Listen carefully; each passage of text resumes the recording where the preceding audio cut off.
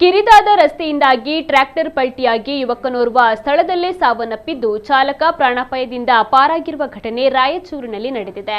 25 ವರ್ಷದ ಈರಣ್ಣಗೌಡ ಮೃತ ಯುವಕ. ಇವರು ಜಮೀನಿನಿಂದ ಟ್ರ್ಯಾಕ್ಟರ್ ಮೂಲಕ ಮನೆಗೆ ಮರಳ್ತಾ ಇದ್ದ ವೇಳೆ ಈ ದುರಂತವೊಂದು ಸಂಭವಿಸಿದೆ. ತಗ್ಗು ಪ್ರದೇಶಕ್ಕೆ ಉರುಳಿ ಸುಮಾರು 25 ಅಡಿ ಆಳಕ್ಕೆ ಟ್ರ್ಯಾಕ್ಟರ್ ಬಿದ್ದಿದೆ. ಸದ್ಯ ಪೊಲೀಸರು ಈ ಬಗ್ಗೆ ಪ್ರಕರಣವನ್ನು ದಾಖಲಿಸಿಕೊಂಡಿದ್ದು, ಈ ಕಿರಿದಾದ ರಸ್ತೆಯಲ್ಲಿ ಅಪಘಾತ ಸಂಭವಿಸ್ತಾ ಇರೋದು ಹೊಸದೇನಲ್ಲ. ಆಗಾಗ ಇಲ್ಲಿ ಅಪಘಾತಗಳು ನಡೆದು ಪ್ರಾಣಹಾನಿಯೂ ಕೂಡ ಸಂಭವಿಸುತ್ತಿರುತ್ತದೆ. ಹಾಗಾಗಿ ಮುಖ್ಯ ರಸ್ತೆಯನ್ನ ಅಗಲೀಕರಣ ಮಾಡುವಂತೆ ಇಲ್ಲಿನ ಗ್ರಾಮಸ್ಥರು ಒತ್ತಾಯಿಸಿದ್ದಾರೆ.